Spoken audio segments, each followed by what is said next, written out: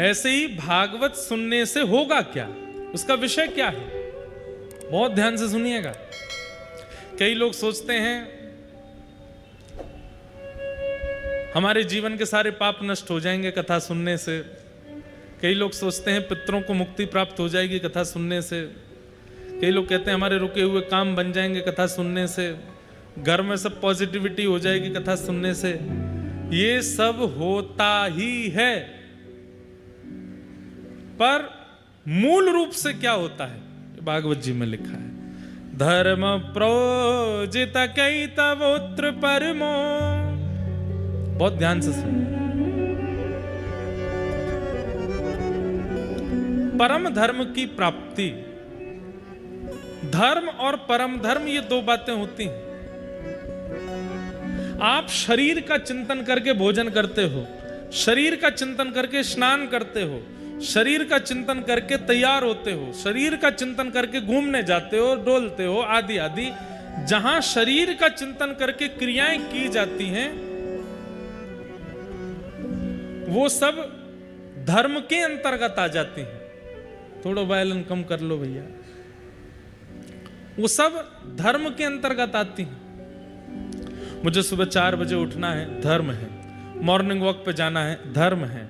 अपने गुरु मंत्र का पाठ करना है, धर्म है। माता पिता को प्रणाम करना है, धर्म। नाश्ता करना धर्म है। दोपहर का प्रसाद पाना धर्म है। रात्रि का भोजन करना धर्म है। पत्नी के साथ निर्वहन करना, बच्चों का पालन करना, धन कमाना, व्यापार करना, ऑफिस जाना, जॉब करना, ये सब धर्म के अंतर्गत आता है। कई लोग कहते हैं हम मंदिर नहीं जा पाते, पर महाराज जी अपना कर्म बहुत ईमानदारी से करते हैं, चलेगा मत चलेगा, धर्म है वो। लेकिन परम धर्म क्या है, बहुत ध्यान से सुनो। जिस दिन बैठे बैठे चिंतन होने लगे कि इस देह की भरपाई करते जा रहे हैं हम, जीवन निकल रहा है हमारा, पर इस देह के अंदर एक सूक्ष्म जीवात्मा है। वो जीवात्मा अपना कल्याण हमसे करवाना चाहता है, जो हम ही हैं। वास्तव में हम कौन है? वो आत्मा है जो इस शरीर के अंदर बैठी है। उस आत्मा का मुझे उद्धार करना है, उस जीवात्मा का मुझे कल्याण करना है। और इस विचारधारा से जब आप जीवन जीने लग जाएंगे तो वो परम धर्म कहलाएगा। समझ में आवे बात तो ही ताली बजाओ, नहीं तो नहीं बजानी है। सुनो, अभी सुन लो। अभी बाउंसर गई है, अभी देता हूं। अभी ऊपर से निकल गई है बात। आपके सामने अभी मन कर गया कि कचौड़ी खानी है मुझे।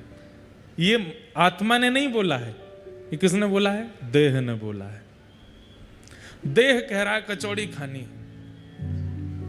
आप कचौड़ी खाने चले गए, खा के आहा आनंद आ गया, वाह क्या सब्जी थी, चटनी थी, आनंद आ गया, स्वाद मिल गया, बढ़िया मजे आ गए। ये देह का सुख है। मुझे इतने रुपए तो कमाने ही है, कोटा में एक बंगला बनाना है, ऐसा करना है, वैसा करना है, ये गाड़ी लेनी है। ये कौन सोच रहा है? ये देह सोच रहा है, आत्मा नहीं। लेकिन एक दिन मन में विचार आया, सब कुछ है पास में या कुछ भी नहीं है पास में, लेकिन मन में आया कि भाई सब खा लिया, सब कमा लिया, सब कुछ कर लिया, चित्त को शांति से नहीं मिल रही। चलो क्या आधी रात में चलो गिरिराज जी की परिक्रमा लगाने जा रहे हैं। अब देह को सुख नहीं है गिरिराज जी की परिक्रमा में, शरीर को बिल्कुल सुख नहीं मिलता। जो लोग गिरिराज जी की परिक्रमा लगाते हैं नियमित रूप से, उनसे पूछो, जब प्रारंभ होती है तब बड़ा आनंद आता है, वाह चल रहे हैं महाराज, चलते चलते चलते चलते आधी हो जाती। भैया कितनी और बची है अभी तो भैया आधी भैया, अभी तो बड़ी परिक्रमा पूरी, अब छोटी और है अभी, चलो छोटी में। हे गिरिराज धरण, हे गोवर्धन नाथ, हे हमारे श्री राधा रानी, जल्दी पूरी कराओ।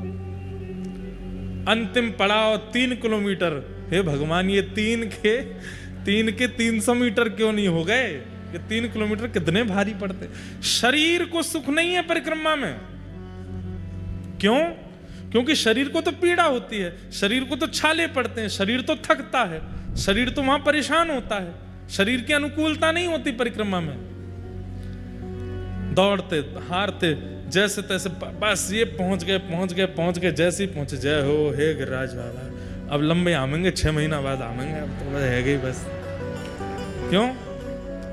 शरीर। लेकिन परिक्रमा पूरी होते ही एक अद्भुत सुख का अनुभव होता है। वो सुख शरीर को नहीं होता, शरीर तो पीड़ा में है, वो आत्मा को होता है। वही परम धर्म है, वो परम धर्म कहलाता है। चलो, ये तो मैंने कहीं दूसरी बात बताई, एक प्रैक्टिकल बात बताता हूं। कथा में आना ये धर्म नहीं है। शरीर की अगर मानोगे तो शरीर क्या बोलेगा? अरे YouTube पे आ रही है लाइव, चल के जाओ, फिर वहां पर रजिस्ट्रेशन करवाओ, फिर पास मिलेगा, फिर उसके बाद बैठो। अच्छे ब्याज जी हैं, 2 बजे बुला लेते हैं, स्वयं 5 बजे आते हैं, और बैठे रहो चुपचाप। कभी भजन चल रहे हैं, कभी कुछ चल रहा है, कभी बैठे रहो। कभी कोई कहीं से उठ रहा है, कभी कोई कहीं से प्यास लगे तो फिर बाहर जाओ, फिर अंदर आने के लिए मगजमारी करो। हे भाई, मेरी जगह पे तू कैसे बैठा? इतनी हड़कम। शरीर कहता जान दे सबको, यहीं बैठे रहो। ये रजिस्ट्रेशन पता है क्यों हो रहे हैं? जो वास्तव में शरीर धर्म में रहते होंगे वो आएंगे ही नहीं। मैं सोचेंगे कहा करना वहां जाके, यहीं घर पे ही सुन लेंगे, यूट्यूब पे आ ही रही है कथा। लेकिन जिनके हृदय का परम धर्म बोलता है वो रह नहीं पाते। कहते भाई रजिस्ट्रेशन करवाना पड़ेगा, पास लेनी पड़ेगी, मगजमारी करनी पड़ेगी, 1 बजे जाके बैठना पड़ेगा, तभी आगे जगह मिलेगी। बैठेंगे लेकिन जाएंगे।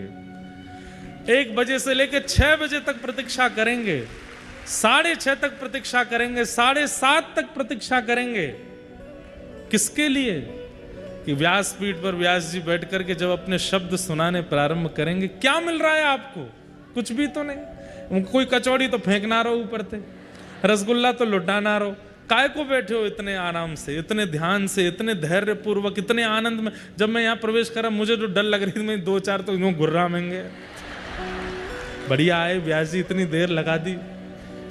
हम पायलट से कहे मैंने जल्दी उड़ाए दो यार। वो महाराज जितनी स्पीड है उतनी तो चलूंगा मैं। लेकिन जब यहां आए तो सबके मुख पे ऐसी प्रसन्नता, धैर्य था। उससे पहले भले ही नहीं रही होगी, लेकिन आने के बाद तो आई। ये क्या है? किसके लिए? देह तो इतनी किसी की नहीं सुनता। मान लीजिए कि किसी एक्टर का कार्यक्रम होता, वो 5 घंटा लेट आता, लोग बाग पुतले जला देते बाहर जाके। हमने इसलिए बुलाया था कोटा। लेकिन आप सब लोग धैर्य पूर्वक बैठे, आनंद से बैठे, और सबके मुखमंडल देखो कितने प्रसन्न हैं। कई होंगे बहुत जरूरी काम होंगे, कई झूठ बोल के आए होंगे, कई ऑटो में लटक के आए होंगे, कोई किसी से लिफ्ट लेके आया होगा। कैसे कैसे आए आप सब लोग? सबकी अपनी अपनी जिम्मेवारियां हैं, सबका अपना घर है, सबका अपना व्यापार है, पर सब छोड़ करके किसके लिए आए? देह के लिए तो नहीं आए, आत्मा के लिए। यही परम धर्म है। यहां पर आप देह चिंतन नहीं कर रहे हो, यहां पर आप आत्मचिंतन कर रहे हो। यहां पर बस वो शब्द जो यहां प्रकट हो रहे हैं, वो कीर्तन जो यहां प्रकट हो रहा है, वो लीलाएं कथाएं जो यहां प्रकट हो रही हैं, वो देह को सुख नहीं दे रही हैं, वो चित्त को सुख दे रही हैं, वो आत्मा को सुख दे रही हैं। यही परम धर्म है। और भागवत जी का यही उद्देश्य है कि सुनने वाला व्यक्ति एक स्थिति में आकर के देह के अभिमान का त्याग करके अपने आत्मचिंतन का विचार करे और आत्मचिंतन की क्रियाओं में लग जाए, फिर वही करे जिससे आत्मा को सुख मिले। यही भागवत का मूल विषय है। मीराबाई कहती हैं, मैं तो गोविंद रा गुण गासूं, राणा जी रूठे तो मने काय करसी। अरे आप कहती हैं कि राणा रूठता है, राजा रूठता है, आपका देवर आपके ऊपर विष पहुंचाता है, कभी शेर को पीछे छोड़ देता है, कभी आपको मरवाने के षड्यंत्र करता है।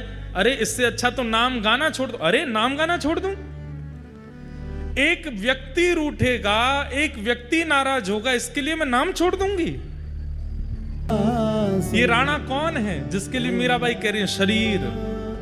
अरे ये रोएगा, इसको दर्द होगा, ये चिल्लाएगा, ये भूख के मारे व्याकुल होगा, इसके लिए मैं कथा सुनना बंद कर दूं? इसके लिए मैं गिरिराज जी जाना बंद कर दूं? इसके लिए मैं सत्संग करना बंद कर दूं? अरे ये चाहे रोए, चाहे बिलके, चाहे इसका जो हो, मैं तो गोविंद ना गुण गासूं। इसे कहते हैं परम धर्म। जहां देह की चिंता नहीं करते, आप शरीर की चिंता नहीं करते, अपने आत्मा का चिंतन और उस आत्मा के कल्याण का चिंतन आपको व्याकुल करता है। चाहे वो संतों के दर्शन से हो, रसिकों की वाणी से हो, कीर्तन से हो, कथा से हो, परिक्रमा से हो, किसी भी स्थिति से हो। क्षमा कीजिएगा, अगर नाथ द्वारा जाने के पीछे उद्देश्य ये है कि कल मेरा एग्जाम है या 1 महीना बाद एग्जाम है, श्रीनाथ जी को प्रणाम कर आऊं, पास हो जाऊं, तो यहां पर भी आप देह सुख के लिए गए हो, आत्मा का नहीं है। वहां पर आप किसी संत के पास आशीर्वाद लेने जाते हैं कि सब जीवन में मंगलमय हो जाए, ब्याह हमारा अच्छा हो, बालक हमारे पढ़े लिखे बढ़िया हो जाए, यहां पर भी देह सुख है, यह भी आत्म कल्याण नहीं है। वृंदावन हो, जगन्नाथपुरी हो, नाथद्वार हो, कहीं भी आप जाते हैं और वहां पर सूक्ष्म एक ये भाव आ जाता है आपके चित्त में कि मेरा ये काम बन जाए या ये हो जाए या ये हो जाए, वो सब देह सुख में आ जाता है, वो फिर आत्म कल्याण नहीं है। कोई आपसे पूछे श्रीनाथ जी क्यों जा रहे हो, बोले पता नहीं, बस मन कर रहा है देखने का, ये आत्म कल्याण है। बस श्रीनाथ जी को देखना है, अपने चित्त में विराजमान करना है, एक झलक उनकी दिख जाए बस, मैं उन्हें ना दिखूं वो मुझे दिख जाए बस। किस लिए? अपने चित्त को शांति देने के लिए, चित्त को सुख देने के लिए। वही परम धर्म है और भागवत जी का वही विषय है। आज सुबह जब मैं जा रहा था तो भक्तमाल जी पढ़ता हुआ जा रहा था, एक इतने सुंदर राजा की मैंने कथा पढ़ी उसमें। बंधु नित्य एक नियम बना लीजिए, जैसे कई आजकल के युवा नॉवेल्स पढ़ते हैं, बुक्स पढ़ते हैं, इंस्टाग्राम चलाते हैं, फेसबुक चलाते हैं, एक सदग्रंथ पास में रखा करो, उसमें से भले एक पेज पढ़ो जरूर, इतना सुख मिलेगा आपको, ऐसी ऊर्जा मिलेगी आपको और इतना कुछ नया मिलता है कि बस आनंद।